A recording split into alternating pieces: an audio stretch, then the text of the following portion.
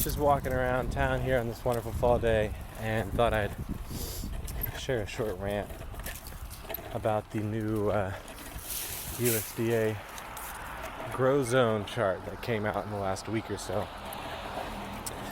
If you haven't heard, the USDA released this new chart. Not sharing any new information, but essentially showing hard evidence for stuff that pretty much everyone's known for a while now. So Lancaster County, for example, has been listed as a Zone 6B area, but when you take into account the records and the records that the USDA has taken of winters in this area for the last 20 or 30 years, we're averaging more of a 7A garden. So we've gotten warmer. We've all known that we've gotten warmer, and it's been getting warmer, but now it's official. We have the proof for it. Global warming, global weirding is happening, and there's not much we as individuals can do about it, unfortunately. Of course, there are things, systemic things, that you can share a voice, vote, make your voice heard, but individually, probably not going to happen unless you have like $1 billion. But there are some things that we can do to help our plant communities survive this incredibly fast change in seasons. I was thinking about some of those today.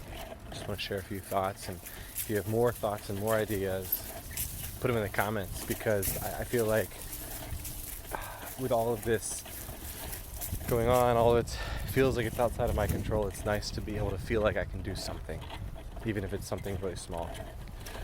So, the climate is changing and warming so fast, faster than many plants have ever seen before in their genetic lifetimes, faster than they can keep up with on their own.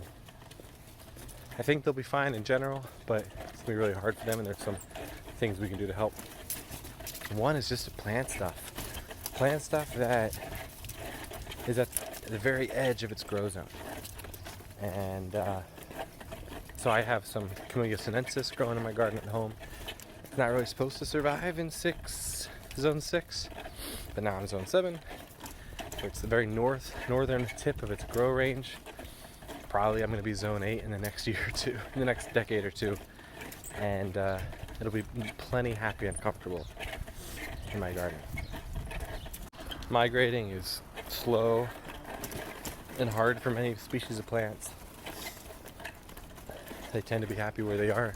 They put down roots, quite literally. So we can help them by planting them further north than they might find themselves spread by squirrels, or just helping squirrels in spreading them north, where they're probably going to have to stay for the next century or two or more until things start to cool back down. I was thinking another thing we can start doing is just seed saving. We have so many named cultivars, like heirloom veggies and things like that. But to save your own seed that's regionally adapted.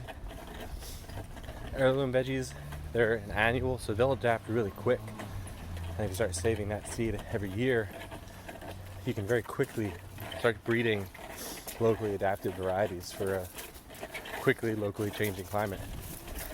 But trees, other perennials, tend to produce seed on a much longer time scale.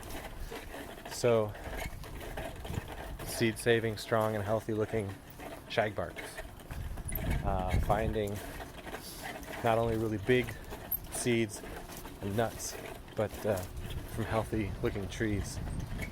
I think there's some really concrete things we can do to help our plant communities adapt to this quick change. Like I said, if you have more thoughts, I'd love to hear them in the comments. I just need some concrete stuff to do sometimes.